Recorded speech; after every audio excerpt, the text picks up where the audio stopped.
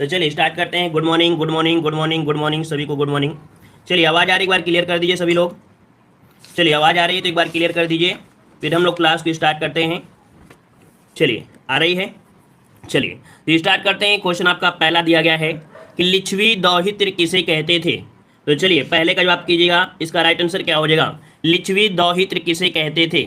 चलिए यहाँ पर आपका जवाब क्या बन जाएगा, यहाँ पर ऑप्शन बन जाएगा डी नंबर आपके समुद्रगुप्त को किसे कहते थे। तो लिच्छवी दौहित्र समुद्रगुप्त को कहते थे।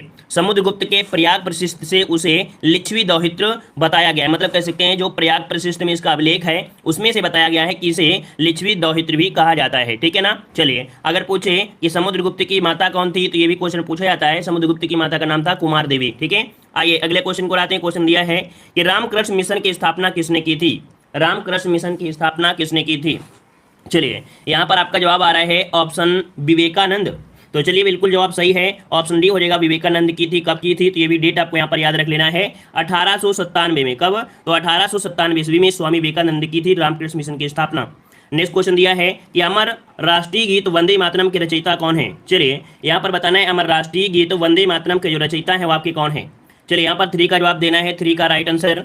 चलिए यहाँ पर ऑप्शन आ रहा है बंकिम चंद्र चट्टोपाध्याय, मतलब ऑप्शन क्या बन जाएगा, 3 का ऑप्शन सी हो जाएगा, बंकिम चंद्र चट्टोपाध्याय इसका जवाब राइट हो जाएगा। ठीक है ना। और याद रखिएगा अगर ये पूछे कि जो वंदे मातरम आपका है सर्वप्रथम कहाँ पर गाया गया था, तो ये कोलकाता अधिवेशन आपके 1896 में। कब, तो 1896 के कोलकाता अधिवेशन में ये आपका गाया गया था। ठीक है, चलिए आगे बढ़ते हैं। क्वेश्चन दिया गया है कह रहे निम्नलिखित में से कौन सी रचना महात्मा गांधी के साथ संबंधित नहीं है। कौन सी रचना महात्मा गांधी के साथ संबंधित नहीं है। चलिए 4 नंबर आपको जवाब देना है। तो देखिएगा माई एक्सपेरिमेंट विद ट्रुथ 3 की है, ये हरिजन भी आपकी है और हिंद स्वराज भी है ना, लेकिन यहाँ पर जो ऑप्शन सी नंबर आपका है ये इनकी रचना नहीं है। क्लियर है ना, ये आपके कार्ल मार्क की है। ठीक है ना, तो ऑप्शन क्या हो जाएगा, सी नंबर। नेक्स्ट क्वेश्चन दिया गया है कि ब्रिटिश क्राउन ने ईस्ट इंडिया कंपनी से भारत पर प्रभुत्व किस वर्ष में प्राप्त किया। तो चलिए बताइए ब्रिटिश क्राउन ने ईस्ट इंडिया कंपनी से भारत पर जो प्रभुसत्ता प्राप्त किया था वो किस वर्ष में किया था। चलिए यहाँ पर आपका जवाब क्या हो जाएगा, तो आपको बताया कि 1857 की क्रांति के बाद है ना महारानी विक्टोरिया ये जो कि उद्घोषणा जारी किया था है ना शाही दरबार, जो कि इलाहाबाद में लॉर्ड कैनिंग ने सुनाया था है ना। तो यहाँ पर ऑप्शन क्या हो जाएगा 5 में, ऑप्शन बी हो जाएगा 1858। अगर डेट पूछे तो 1 नवंबर। ठीक है, 1 नवंबर 1858 से ये कह सकते हैं प्रभुता पूरी तरीके से ब्रिटेन क्राउन के पास हो गई थी। अगला क्वेश्चन दिया गया है कि निम्न में से किस विदुषी ने वाद विवाद में अजय याज्ञवल्क्य को चुनौती दे दी थी। तो देखिएगा 6 नंबर में यहाँ पर कह सकते हैं ये थे आपके कौन, गार्गी द्वारा है ना। कौन थी, यहाँ पर ऑप्शन बन जाएगा 6 का ऑप्शन डी हो जाएगा कि याज्ञवल्क्य को गार्गी द्वारा चुनौती दी गई थी है ना। तो याज्ञवल्क्य गार्गी संवाद का उल्लेख कहाँ मिलता है, तो बृहद उपनिषद में मिलता है। ठीक है, बृहदोपनिषद में मिलता है, ऑप्शन बन जाएगा डी नंबर। नेक्स्ट क्वेश्चन दिया है शिवाजी का राज्याभिषेक हुआ था। शिवाजी का जो राज्याभिषेक हुआ था ये कब हुआ था। तो चलिए डेट बताइएगा जल्दी से। जो लोग पहली बार जुड़ रहे हैं तो चैनल को जरूर सब्सक्राइब करिएगा। ठीक है, प्लेलिस्ट बना दिया है, वहाँ पर सब कुछ आपको देखने को मिल जाएगा। ठीक है, और वीडियो को भी लाइक कर दीजिएगा, साथ में जितने लोग अभी तक जुड़े रहे हैं और लाइक नहीं किए हैं तो लाइक सर भी कर दीजिए। चलिए कह रहे हैं शिवाजी का राज्याभिषेक हुआ था 7 नंबर में। तो भाई 7 का ऑप्शन क्या बन जाएगा, यहाँ पर आपका बी हो जाएगा 1674 में है ना। 1674 में किसने कराया था, तो आपके काशी के एक प्रसिद्ध थे आपके विद्वान गंगा भट्ट है ना, और या इन्हें हम विश्वेश्वर भट्ट भी के नाम से जानते हैं। रायगढ़ में हुआ था। अगर क्वेश्चन पूछे ये कहाँ पर हुआ था, तो रायगढ़ में इनका आपका कह सकते हैं क्या हुआ था, शिवाजी का राज्याभिषेक हुआ था। ठीक है, माता का नाम जीजाबाई था। ठीक है ना। चलिए आगे बढ़ते हैं। क्वेश्चन दिया है विजयनगर राज्य की स्थापना किसने की थी। विजयनगर राज्य की स्थापना जो किया था किसने किया था। चलिए यहाँ पर आपके जवाब आ रहे हैं हरिहर बुक्का, मतलब आपका जवाब बिल्कुल सही है।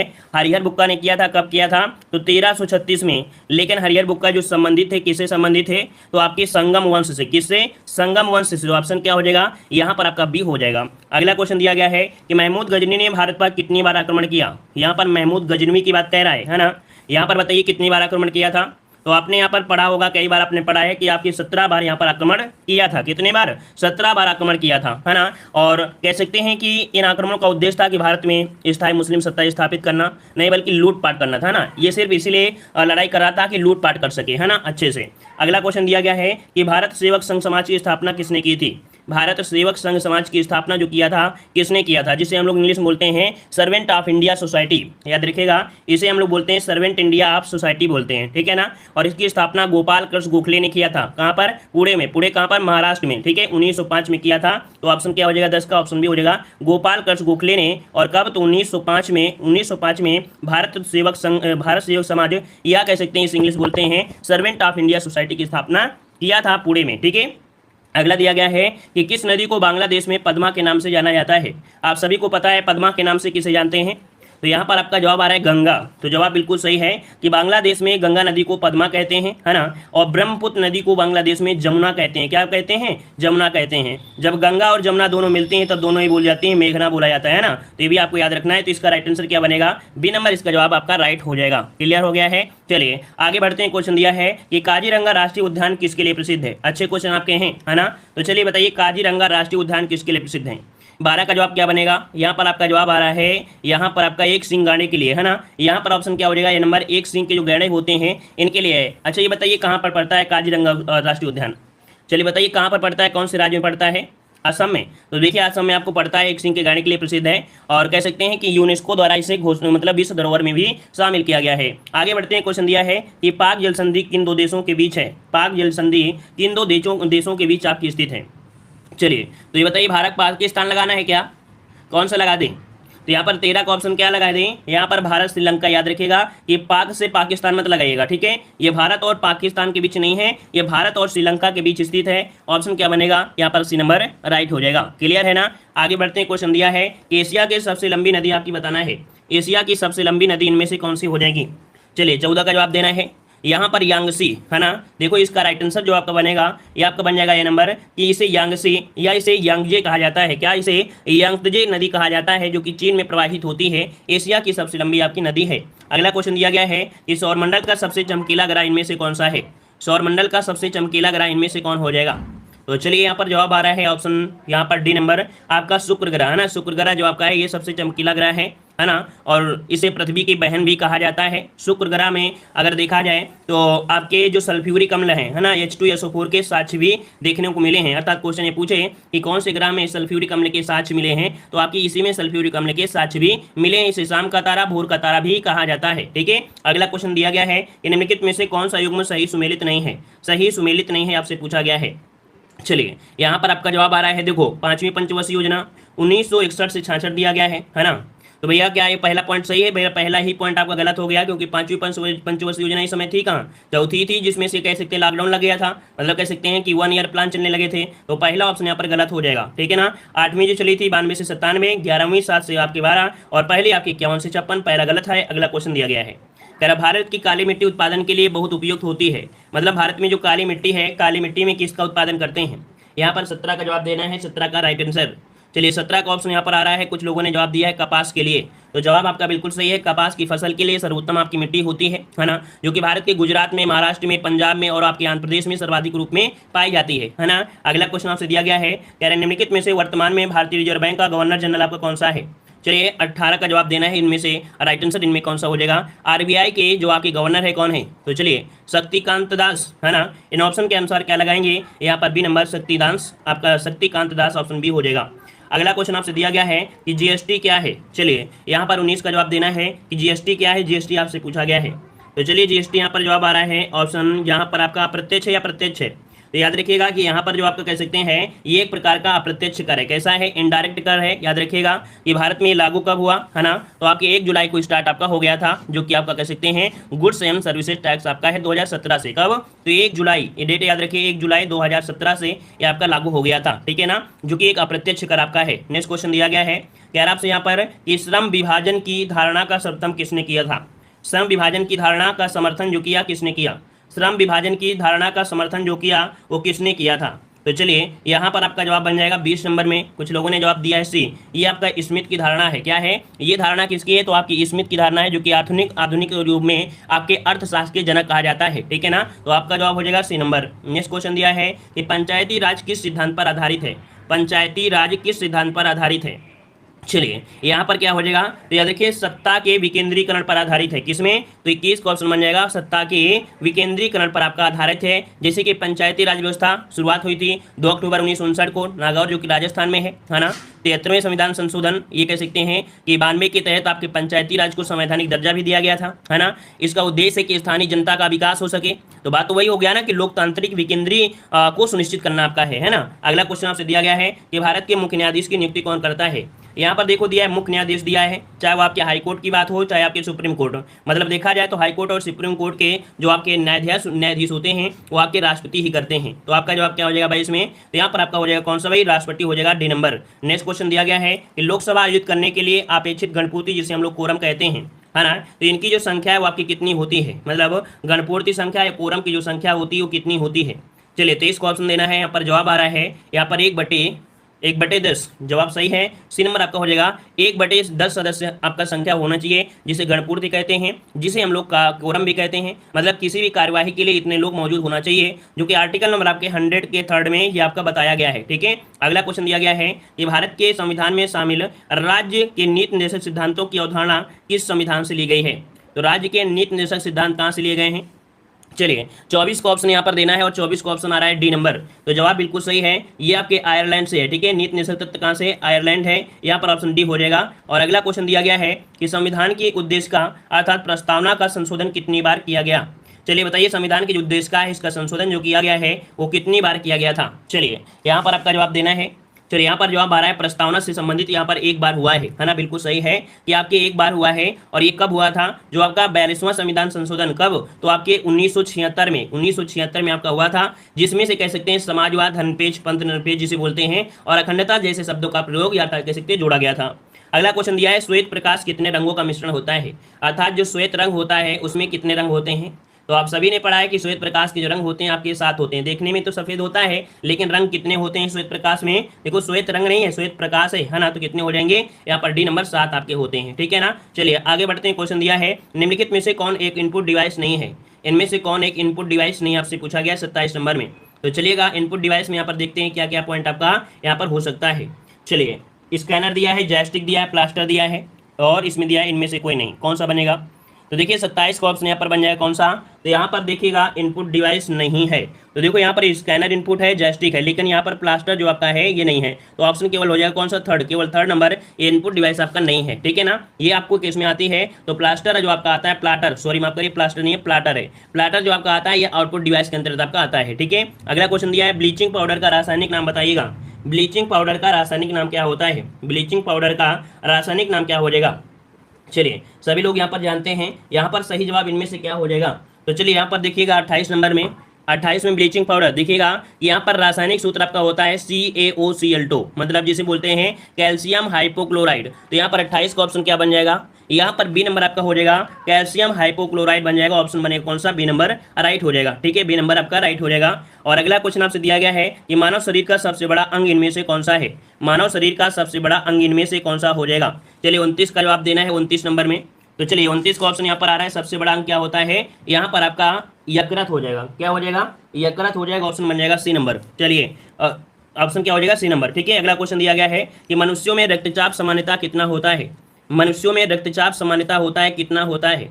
चलिए रक्तचाप देखो बिल्कुल यहाँ पर एक पॉइंट को याद रखिएगा हमेशा, 120 आपका ऊपर ज़्यादा होता है और 80 आपका होता है छोटा नीचे होता है। तो ये मतलब ये प्रक्रिया याद रखिए, क्योंकि कभी कभी क्या होता है कि 80 बटे क्या देता है 120, तो आप लोग कंफ्यूज हो जाते हो, है ना। तो याद रखिए 120 बटे 80 आपको हमेशा याद रखना है, 120 बटे कितना होता है, 80 होता है। ठीक है ना, जो कि धमनियों में रक्तदाब की 2 अवस्थाएं आपकी होती हैं। ठीक है ना, क्लियर हो गया है। आगे बढ़ते हैं, क्वेश्चन आपसे अगला पूछा गया है, मतलब इसका ऑप्शन बी हो जाएगा। नेक्स्ट क्वेश्चन आपसे दिया गया है निम्नलिखित में से कौन सा रात्रि का पर्यायवाची नहीं है। चलिए बताइएगा कौन सा रात्रि का पर्यायवाची नहीं है, यहाँ पर 36 नंबर में।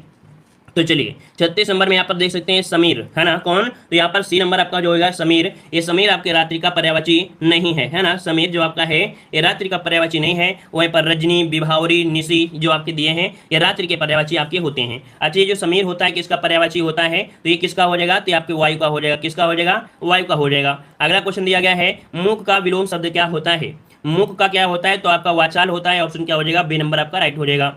अगला क्वेश्चन दिया गया है निम्नलिखित में से कौन सा वाक्य शुद्ध है, कौन सा वाक्य शुद्ध है आपसे पूछा गया है। तो चलिए 38 वाले में प्रयास करिएगा क्या हो सकता है।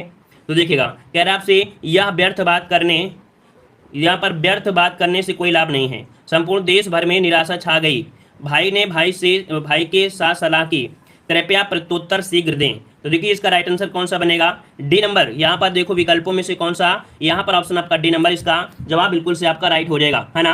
क्लियर है ना। देखो यहाँ पर पहले वाले में क्या दिया है, व्यर्थ की बात करने से कोई लाभ नहीं है ना। क्या होगा कि व्यर्थ की बात करने से, क्या यहाँ पर हम लोग क्या बोल सकते हैं इसमें शुद्ध करने के लिए कि व्यर्थ की बात करने से कोई लाभ नहीं है। ठीक है, बी वाले में क्या करें, तो देश में निराशा छा गई, है ना, ये करना चाहिए था। और तीसरे में भाई ने भाई को सलाह दी, है ना, ये आपको कहना चाहिए था। ठीक है ना, या भाई ने भाई से सलाह ली, ऐसा बोलना चाहिए था। अगला क्वेश्चन आपसे दिया गया है, वैदेही वनवास किसकी रचना है। तो चलिए यहाँ पर हिंदी साहित्य का एक क्वेश्चन मिलना है, वैदेही वनवास जो रचना है किसकी है।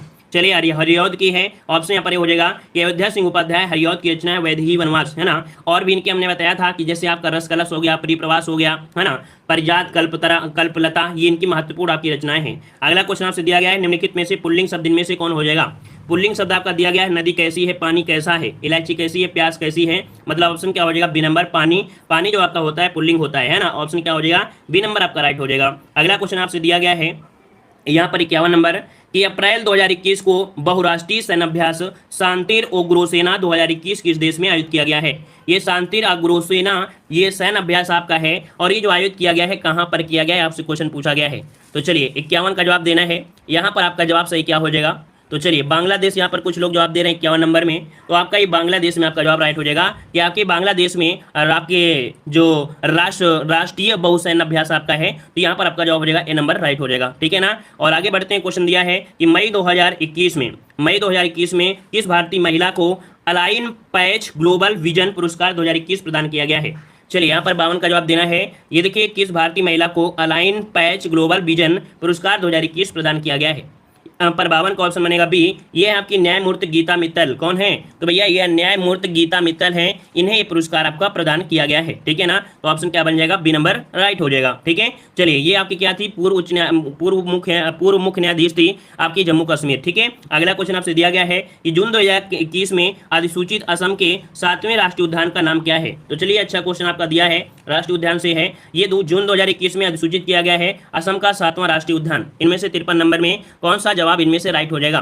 तो चलिए 53 नंबर में, तो 53 का ऑप्शन बन जाएगा यहाँ पर 53 नंबर में ऑप्शन आ रहा है डी। देखिए ये आपका दिया कौन सा, तो देहिंग पटकाई राष्ट्रीय उद्यान। कौन सा है, तो ये आपका है देहिंग पटकाई राष्ट्रीय उद्यान अभ्यारण्य, ये असम के 7वें राष्ट्रीय उद्यान के रूप में अधिसूचित किया गया है। और जून में ही असम सरकार ने रायमोना फॉरेस्ट रिजर्व को भी राज्य के 6ठे राष्ट्रीय उद्यान के रूप में किया है। तो यहाँ पर याद रखिए 2 पॉइंट है ना, 6ठा नंबर का जो आपका है वो आपका है रायमोना फॉरेस्ट रिजर्व, उसे 6ठे नंबर का, और 7वें नंबर का है देहिंग पटकाई वन्यजीव अभ्यारण्य। ठीक है, तो चलिए अगला क्वेश्चन दिया गया है कि मई 2021 में IFSCA ने किसकी अध्यक्षता में निवेश कोष पर विशेषज्ञ समिति का गठन किया है। तो देखिएगा कि किसकी अध्यक्षता में, तो यहाँ पर आपका 54 का ऑप्शन बनेगा ए 80 नंबर, नीलेश शाह की अध्यक्षता में यहाँ पर कह सकते हैं निवेश कोष पर विशेष समिति का गठन किया गया है, नीलेश शाह की अध्यक्षता में। ऑप्शन क्या बन जाएगा, यहाँ पर आपका सी हो जाएगा। ठीक है ना, और कह सकते हैं कि ये जो आपका है कोटक महिंद्रा है ना, क्या है ये, Kotak Mahindra asset management company limited, है ना, ये प्रबंधक निदेशक आपके हैं नीलेश शाह। ठीक है, किसके हैं, Kotak Mahindra asset management company limited के प्रबंधक निदेशक है नीलेश शाह। अगला क्वेश्चन दिया गया है कि जून 2021 में कौन सा राज्य भारत का पहला रेबीज मुक्त राज्य आपका बन गया है। अच्छा क्वेश्चन है, नोट करिएगा 55 नंबर में, ये रेबीज मुक्त आपका हो गया है। यहाँ पर आपका जवाब सही क्या बन जाएगा, तो राइट आंसर आपका बनेगा ए नंबर, ये आपका गोवा है। कौन है आपका भाई, तो ये गोवा है, जो कि याद रखिएगा गोवा के जो मुख्यमंत्री थे प्रमोद सावंत ने गोवा को रेबीज मुक्त राज्य घोषित कर दिया है। रेबीज मुक्त घोषित होने वाला ये देश का पहला राज्य भी बन चुका है, ए नंबर। नेक्स्ट क्वेश्चन दिया गया है कि जून 2021 में किसी उत्तर प्रदेश का नया पुलिस महानिदेशक अर्थात DGP नियुक्त किया गया है। यहाँ पर एक क्वेश्चन काफी हाईलाइट में था, है ना, तो यहाँ पर बताइए कौन सी आपका जवाब बन जाएगा। ये आपके वरिष्ठ IPS अधिकारी रहे हैं मुकुल गोयल। कौन, मुकुल गोयल, यहाँ पर ऑप्शन बी हो जाएगा। अच्छा क्वेश्चन, इसे नोट कर लीजिएगा सभी लोग। ठीक है, ये मुकुल गोयल हैं, मुकुल गोयल को उत्तर प्रदेश का नया पुलिस महानिदेशक नियुक्त किया गया है, और ये कह सकते हैं 1987 बैच के IPS अधिकारी हैं। ठीक है, अगला क्वेश्चन आपसे दिया गया है बीजिंग 3 क्या है। देखिए एक आपको दिया गया है बीजिंग 3, ये आपका है क्या, तो देखिएगा बीजिंग 3 जो कि यहाँ पर 57 नंबर में क्या बनेगा, तो ये आपका उपग्रह है। ऑप्शन क्या बनेगा, यहाँ पर 57 का ऑप्शन डी हो जाएगा कि आपके जो चीन था इसने 4 उपग्रह लॉन्च किए थे, है ना।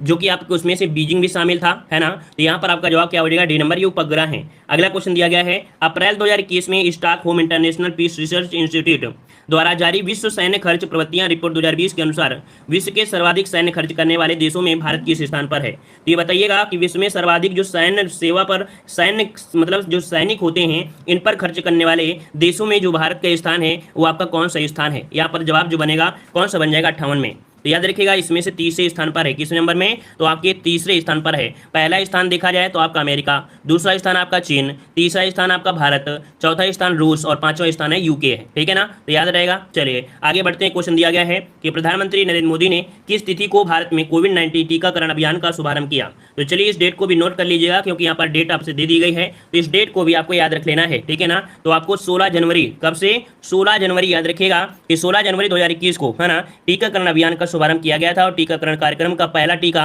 एम्स दिल्ली के जो सफाई कर्मी थे, है ना, ये भी पॉइंट याद रखिएगा कि सबसे पहले कहाँ लगाया था, दिल्ली में। और दिल्ली में कहाँ पर आपका एम्स है, और एम्स में थे सफाई कर्मचारी। सफाई कर्मचारी की बात करते हैं तो नाम क्या था, मनीष कुमार, ठीक है। तो मनीष कुमार को सबसे पहला टीका लगा था दिल्ली के एम्स में लगाया गया था, ठीक है ना। तो ये पॉइंट आपको याद रखना है। जितने भी पॉइंट आपके यहाँ से हमने बताया है कोई भी एग्जाम में पूछ सकता है। और इसके दौरान ही देश में निर्मित 2 टीके आपके थे, कोशील्ड और आपका कोवैक्सीन, है ना, जो कि देखा जाए ये 2 डोज आपके लगाए जा रहे हैं। आगे बढ़ते हैं। क्वेश्चन दिया गया है कि दिसंबर 2020 में संयुक्त राष्ट्र विकास कार्यक्रम यूएनडीपी द्वारा जारी मानव विकास सूचकांक 2020 में भारत को कौन सा स्थान प्राप्त हुआ है। तो चलिए इस क्वेश्चन को भी नोट कर लीजिएगा। मानव विकास सूचकांक 2020 में भारत को जो स्थान मिला है वो आपका कौन सा स्थान मिला है, 60 नंबर।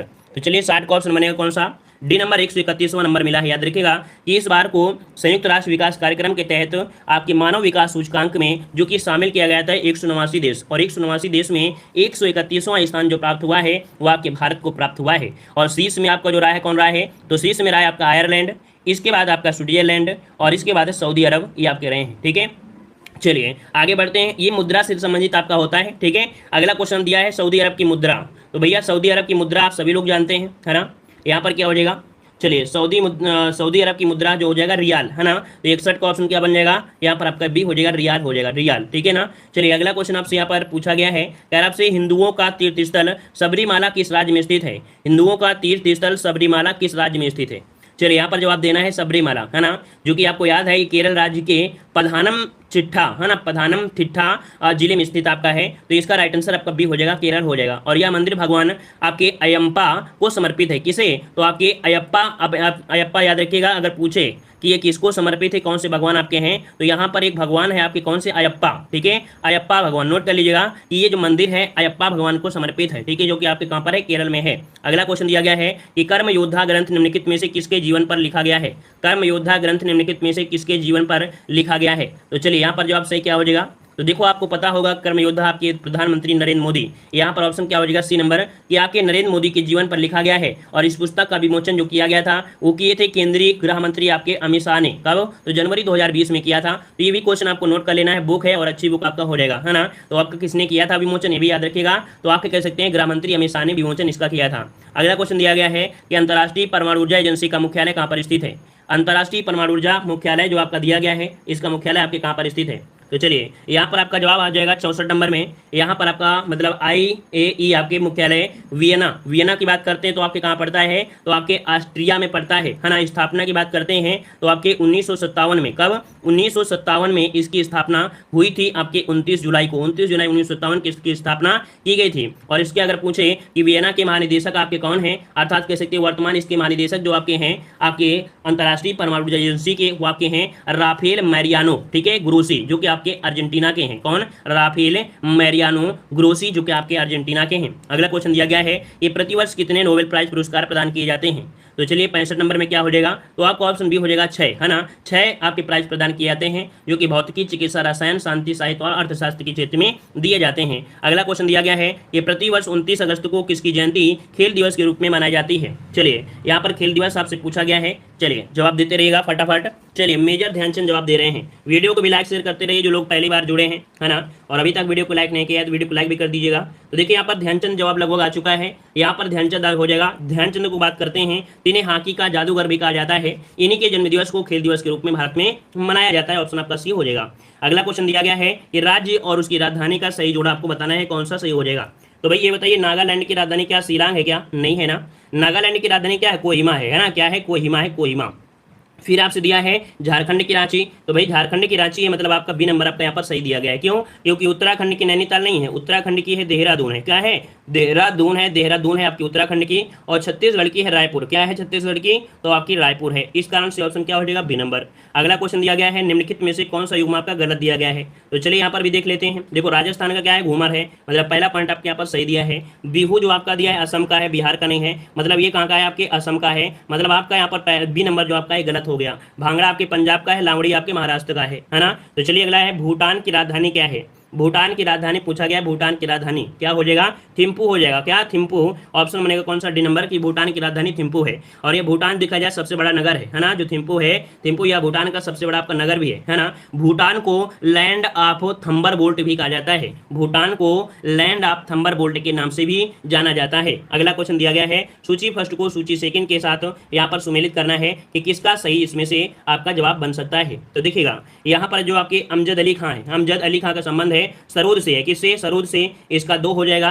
अली हुसैन का संबंध किससे है? तो शहनाई वादक से है, तो इसका 4 हो जाएगा। और हरिप्रसाद चौरसिया भैया आपको तो पता है आपके बांसुरी वादक है ना। क्या है? बांसुरी वादक है, इसका 1 हो जाएगा। और अल्लाह रखा जो आपके हैं वो आपके तबला वादक हैं, तो इसका आपको 3 हो जाएगा। मतलब यहाँ पर 2 4 1 3 कहीं पर है 2 4 1 3 ऑप्शन यहाँ पर आपका थर्ड नंबर राइट हो जाएगा। आगे बढ़ते हैं। क्वेश्चन दिया गया है यहाँ पर एक गद्यांश दिया गया है और एक कर्म के बारे में दिया गया है ना। कह रहा है जिन कर्मों में किसी प्रकार का कष्ट हानि सहने का साहस अपेक्षित होता है उन सब के प्रति उत्कंठा पूर्वक आनंद उत्साह के अंतर्गत लिया जाता है। कष्ट या हानि के भेद के अनुसार उत्साह के भी भेद हो जाते हैं। साहित्यिक मीमांसों ने इसी दृष्टि से युद्धवीर, दानवीर, दयावीर इत्यादि भेद बताए हैं। इनमें से सबसे प्राचीन प्रधान आपका कौन है? युद्धवीरता है। तो देखिएगा अगर पूछेगा यहाँ पर, अगर पूछे सबसे प्राचीन कौन है, तो आपका कौन सा है? युद्धवीरता है, सबसे प्राचीन है, जिसमें आघात होती है, पीड़ा होती है, मृत्यु की परवाह नहीं होती है। और इस प्रकार की वीरता का प्रयोजन जो होता है अत्यंत प्राचीन काल से चला आ रहा है, जिसमें से साहस और प्रयत्न दोनों चरम उत्कर्ष पर पहुंचते हैं। पर केवल कष्ट या पीड़ा सहन करने के साहस में ही उत्साह का जो स्वरूप होता है वो स्फुरित नहीं होता है, उसके साथ आनंदपूर्ण प्रयत्न उसकी उत्कंठा का योग सहित होता है। तो चलिए बताइएगा यहाँ पर कह रहा है सबसे प्राचीन वीरता कौन सी है? सबसे प्राचीन वीरता कौन सी है? अब जवाब दीजिएगा कौन सा हो जाएगा? तो यहाँ पर आपका जवाब हो जाएगा युद्ध वीरता। क्या अभी हमने बताया कि सबसे प्राचीन कौन सी है? तो युद्ध वीरता है। ऑप्शन क्या हो जाएगा? C number. अगला है युद्ध वीरता के लिए किस प्रकार की प्रकृति अपेक्षित है? तो भैया युद्ध वीरता के लिए क्या होना जरूरी है यहाँ पर? तो यहाँ पर साहस होना जरूरी है ना। क्या? प्रयत्न भी करना जरूरी है। और कष्ट कहने का जो सहने का धीरज होता है ये भी है। तो ऑप्शन क्या हो जाएगा यहाँ पर आपका डी नंबर। ठीक है ना। और अगला क्वेश्चन दिया गया है कि उत्कंठा पूर्वक आनंद किसके अंतर्गत लिया जा सकता है? उत्कंठा पूर्वक आनंद जो लिया जा सकता है किसके द्वारा लिया जा सकता है? तो उत्साह के अंतर्गत। क्या? उत्साह के अंतर्गत। तो आपका जवाब हो जाएगा ए नंबर। अगला दिया गया है कि साहित्यिक मीमांसों में ने वीरता के कौन कौन से भेद आपके किए हैं? तो अभी आपने गद्यांश पढ़ा, तो साहित्य मीमांसों ने क्या किया है कि आपके यहाँ पर आपके युद्धवीर, दानवीर और दयावीर ये आपके इसमें से हैं। तो ऑप्शन नंबर क्या हो जाएगा? ए नंबर राइट हो जाएगा। अगला क्वेश्चन दिया है उत्साह के भेद किस आधार पर किए जाते हैं? उत्साह के भेद जो किए जाते हैं किसके आधार पर करते हैं? तो यहाँ पर 75 का जवाब क्या बनेगा? तो यहाँ पर आपका बन जाएगा डी। कष्ट या हानि के भेद के आधार पर हमने बताया कि आपके 3 प्रकार के आपके होते हैं। तो ऑप्शन क्या हो जाएगा? डी नंबर राइट हो जाएगा। ठीक है ना। अब यहाँ पर आपको जो दिया गया है ये लघु उद्योगों से दिया गया है, कुटीर उद्योगों से संबंधित आपका दिया है। क्योंकि पहला पॉइंट दिया है लघु उद्योग उन उद्योगों को कहा जाता है जिनके समारंभ एवं आयोजन के लिए भारी भरकम साधनों की आवश्यकता नहीं पड़ती है। वो थोड़े से स्थान पर थोड़ी पूंजी और आपके अल्प साधनों से आरंभ किए जा सकते हैं, फिर भी उन्हें सुनिश्चित ढंग से अत्यधिक लाभ प्राप्त करके देश की निर्धनता, गरीबी, विषमताओं से एक सीमा तक लड़ा जा सकता है। अपने आकार, प्रकार या साधनों की लघुता, अल्पता के कारण ही इस प्रकार के उद्योगों या धंधों को कुटीर उद्योग भी कहा जाता है। इस प्रकार के उद्योग धंधे अपने घर में ही आरंभ किए जा सकते हैं और अपने सीमित साधनों का सदुपयोग करके आर्थिक लाभ कमाया जा सकता है और सुखी समृद्ध बनाया जा सकता है। भारत जैसे देश के लिए तो इस प्रकार के लघु उद्योगों का महत्व और भी बढ़ जाता है, क्योंकि यहाँ युवाओं की एक बहुत बड़ी संख्या बेरोजगार है। इसी कारण महात्मा गांधी ने मशीनीकरण का विरोध किया था। तो देखो एक क्वेश्चन आपको मिलेगा हमेशा, क्या कि महात्मा गांधी ने विरोध किसका किया था? तो याद रखिए महात्मा गांधी ने मशीनीकरण का विरोध किया था। क्यों किया था? क्योंकि अगर मशीन अगर आ जाती है तो उससे क्या हो जाएगा, जो आपके रोजगार हैं वो आपके कैसे सकते हैं बढ़ जाएंगे। क्यों? क्योंकि मशीन कोई काम 10 लोगों का काम एक साथ कर देती है ना, अकेले कर लेती है, तो भाई 9 लोग क्या हो गए, बेरोजगार हो गए। इसलिए गांधी जी ने कहा कुटीर उद्योग आपका सबसे बेस्ट है, इसलिए मशीनीकरण का इन्होंने विरोध किया था। ठीक है, यह स्पष्ट धारणा थी कि लघु उद्योगों को प्रयास देने से लोग स्वावलंबी बनेंगे। मजदूर किसान फसलों की बुआई कटाई से फुर्सत पाकर अपनी खाली समय का सदुपयोग भी करेंगे। इस प्रकार आर्थिक समृद्धि तो बढ़ेगी, साथ ही लोगों को अपने घर के पास रोजगार मिल सकेंगे। मतलब यहाँ पर देखो दिया है कि अगर भैया अगर सुविधाएं किसी भी व्यक्ति को प्रदान कर दी जाए, क्या अगर सुविधाएं अगर व्यक्ति को प्रदान कर दी जाए तो भैया आलसी हो जाएगा पूरी तरीके से, पता है, अपने खाली समय का वो सदुपयोग करने लगेगा। तो चलिए आइए हम लोग टेस्ट पर फोकस करते हैं। कह रहा है उन उद्योगों को लघु उद्योग कहा जाता है, तो बताइए किन उद्योगों को लघु उद्योग कहते हैं? आपने पढ़ा है, अब आप लोग जवाब देंगे, हम सबसे बाद में देंगे, आप लोग इसका जवाब जल्दी जल्दी दोगे। तो चलिए क्या जवाब हो जाएगा कि जो कम साधनों से शुरू किए जाते हैं उन्हें हम लोग लघु उद्योग कहते हैं। अगला क्वेश्चन दिया गया है कि मशीनीकरण से तात्पर्य क्या है? मशीनीकरण से मतलब क्या यहाँ पर हो जाएगा? मशीनीकरण का यहाँ पर तात्पर्य किस चीज से दिया गया है?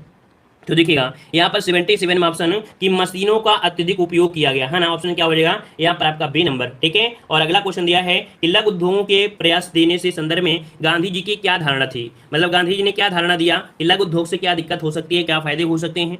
उन्होंने कहा था लोगों को आर्थिक रूप से आत्मनिर्भर बनाया जा सके, है ना। तो यहाँ पर ऑप्शन क्या हो जाएगा? ऑप्शन बन जाएगा डी नंबर। ठीक है ना, क्लियर है ना। अगला क्वेश्चन दिया गया है कि भारत जैसे देश के लिए लघु उद्योग धंधों का महत्व क्यों बढ़ जाता है?